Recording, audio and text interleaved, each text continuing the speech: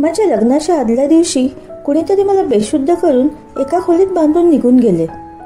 जेव्हा तो माणूस परत आला तेव्हा मी जागच्या जागीच थिजून गेले, कारण तो दुसरा तिसरा कुणी नसून माझे नाव कीर्ती आहे आणि आज मी तुम्हाला माझी गोष्ट सांगणार आहे. माझ्या वडिलांचे माझ्यावर खूप प्रेम होते. मी 8 वर्षांची लहान असताना त्यांचा कार ॲक्सिडेंटमध्ये दुर्दैवी मृत्यू झाला. माझ्यावर आणि माझ्या आईवर दुःखाचा डोंगर कोसळला. त्यानंतर माझ्या आईने दुसरे लग्न केले. पण खरं सांगू, मला नेहमी वाटे की माझ्या आईने हे करायला नको होतं. मी दुसऱ्या कोणाला माझे बाबा कशी मानू शकत होते? मला माझे सावत्र बाबा अजिबात आवडत नव्हते. मी त्यांना कधीही बाबा म्हणून हाक मारली नाही.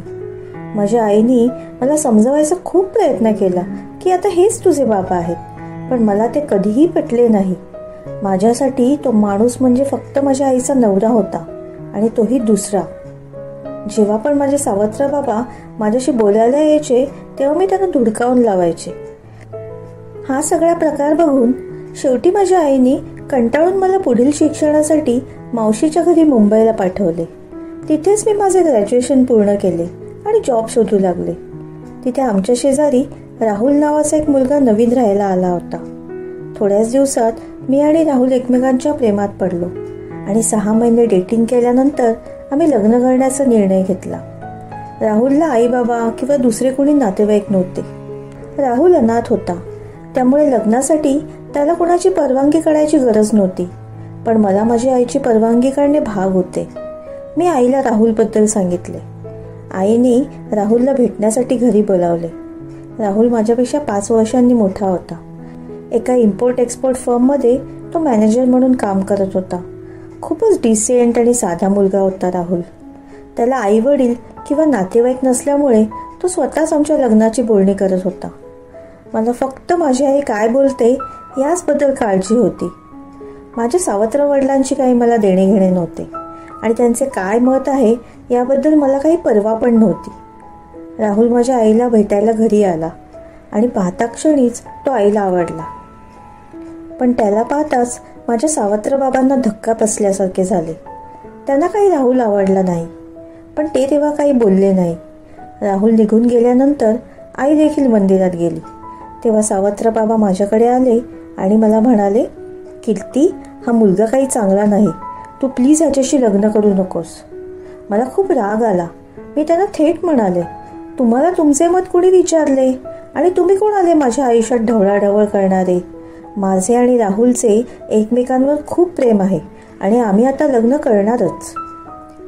पण बेटा ऐक माझं, राहुल हा 1 नंबरचा फसवा आणि खोटारडा माणूस आहे.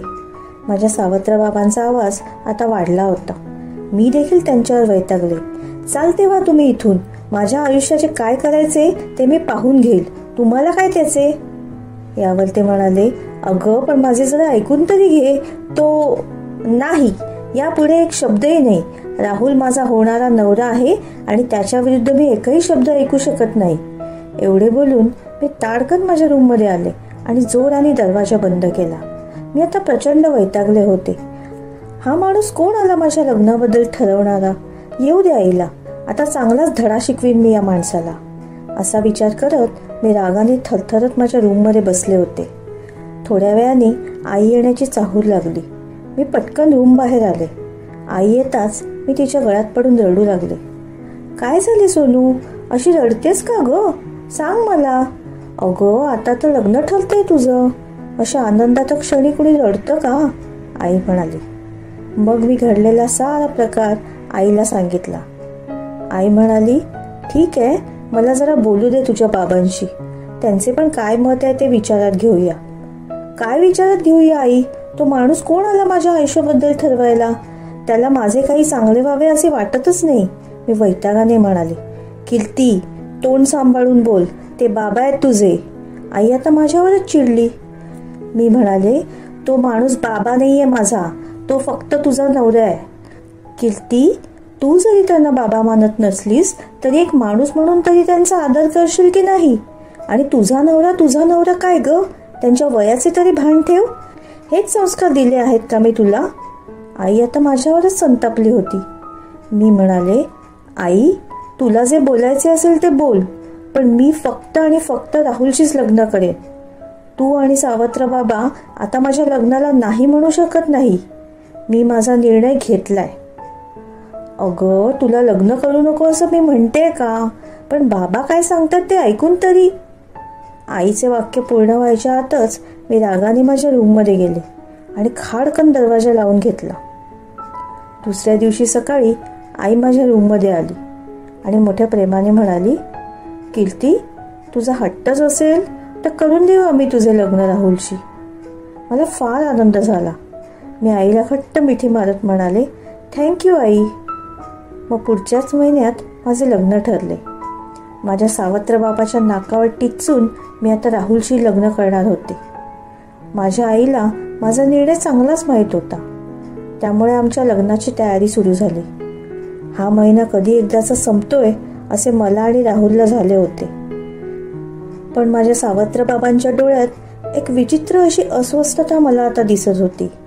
मला स्पष्टपणे कळत होते की त्यांना माझे लग्न होते ही गोष्ट अजिबातच पसंत नव्हती.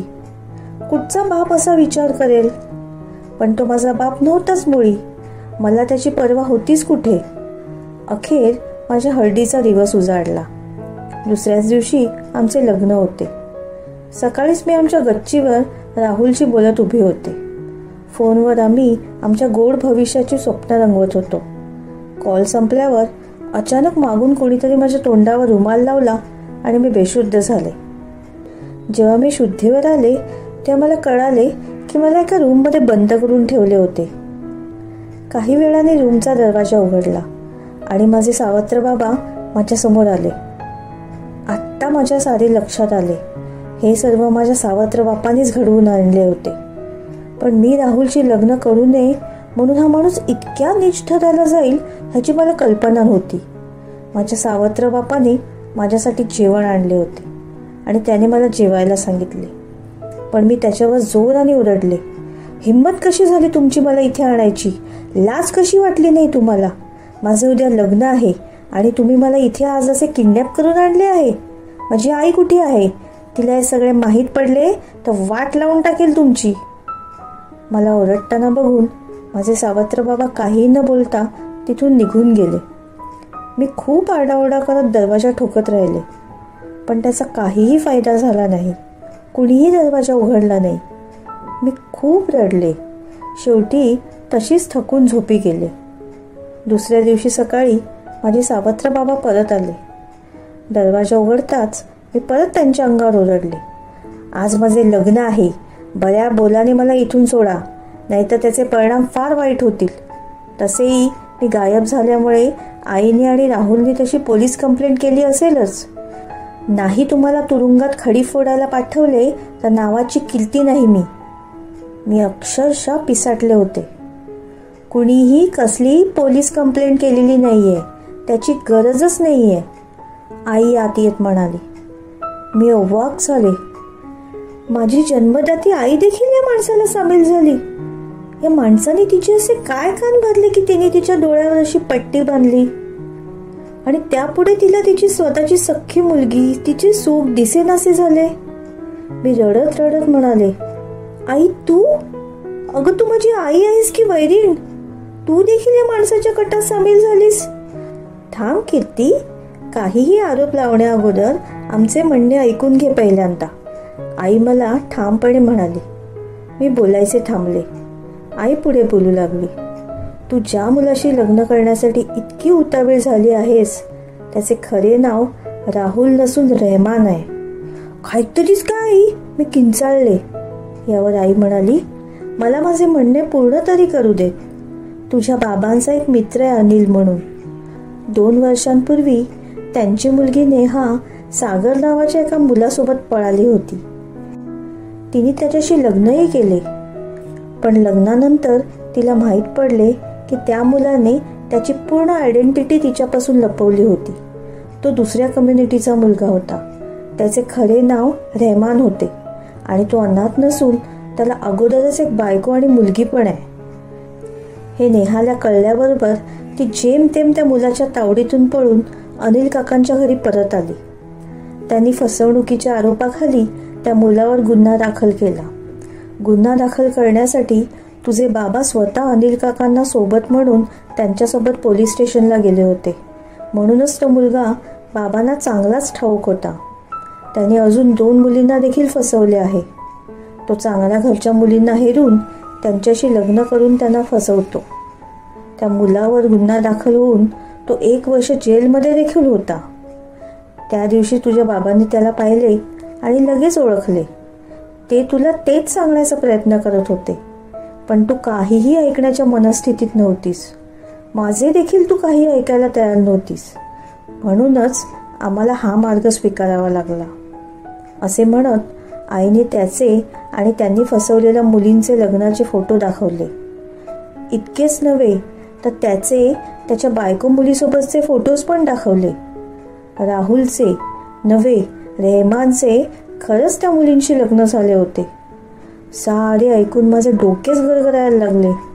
मी आईचा मोबाईल घेतला आणि राहुल उर्फ रेहमानला फोन लावू लागले. आई म्हणाली, त्याला फोन लावून काहीही फायदा नाहीये. त्याला अगोदरच पोलिसांनी अटक केली आहे. आता जे काही करायचे ते पोलीसच करतील. मला काय करावे ते सुचेना. मी धाय मुकलून रडू लागले. बाबांचे पाय धरले. बाबा, मला माफ करा. तुम्ही मला समजावण्याचा खूप प्रयत्न केलात, पण मीच त्या राहुलच्या प्रेमात आंधळी झाले होते. मी तुम्हाला, तुमच्या प्रेमाला कधी समजूच शकले नाही.